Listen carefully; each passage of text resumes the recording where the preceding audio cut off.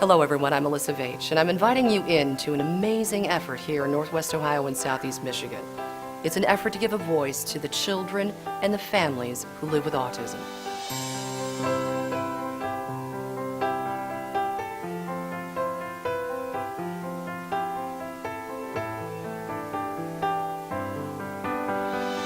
Autism is a spectrum disorder, and that means that we have children as severe as totally nonverbal, highly sensory disoriented, all the way up to students with Asperger's syndrome who actually have average or higher than average intelligence levels, but just need some help with some social skills.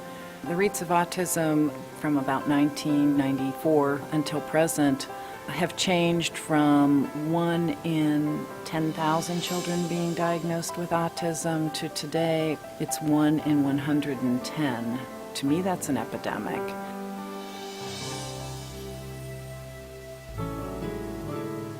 What possible reason is there for a child to begin speaking and then suddenly stop?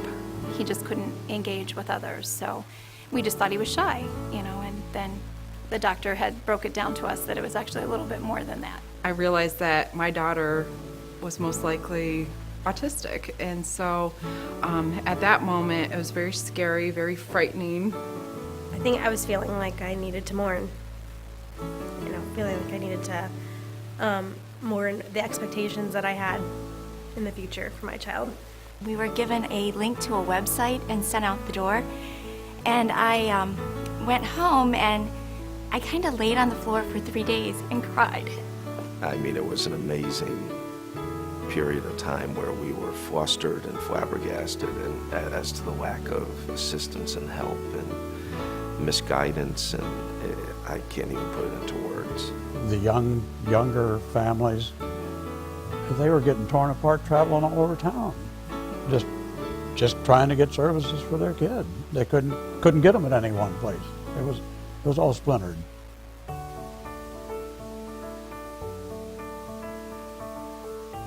Our families have been lacking services for years. They felt like second-class citizens, really. And unfortunately, in Northwest Ohio, there are some gaps.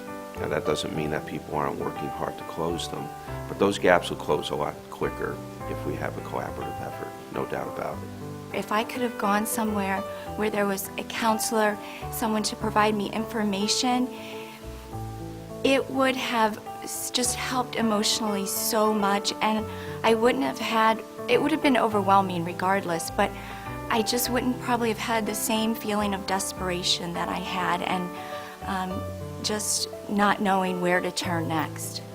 What we're trying to do here, which we think will be a trailblazing effort, would be to say, okay, we've got all of these groups that are doing wonderful work and providing wonderful services for families. How do we tie them together in some way, shape, or form so that a family can navigate that path and get all the services that they need? So you might have somebody that's at a point where they do need an intensive early intervention program. Somebody else might be farther along on a different part on the spectrum, and they might need social skills training. Somebody else might need vocational help. So this collaborative will address those different needs. Working together, I think we can look at each other and we can build on each other's strengths quite a bit. Some of our partners currently are Promatica, the University of Toledo, Bowling Green, Harbor, Bittersweet, and some of the other smaller organizations as well. None of us have any of the skills alone to provide those services, but together we have it all.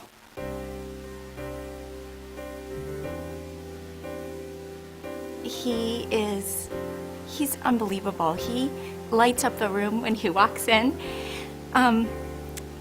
If you ask him how his day was always great. And when something happens that is, a little frustrating for anyone, his attitude is always, well, tomorrow's a new day. We've seen him grow and change and develop, and, he's really a neat kid.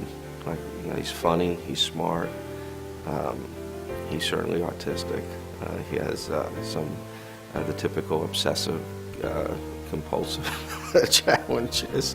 I wouldn't trade a day of a single day, even those horrible ones where he's been a part of. Autism is not traditionally funded by insurance programs, so it's extremely expensive for families.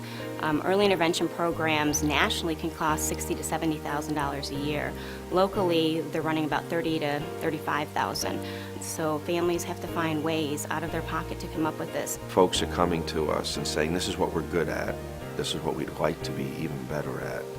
Can you help us? And really the only thing that stands between us right now is the money. But right now it stands at about $5 million. We could easily spend probably double or triple that. It really puts the collaborative together and puts us on the right track. It initially funds everything we need funded to really serve the families well, from early intervention to family support to adult programs and supports. But we will still need to continue working hard after that to make sure that it's sustainable.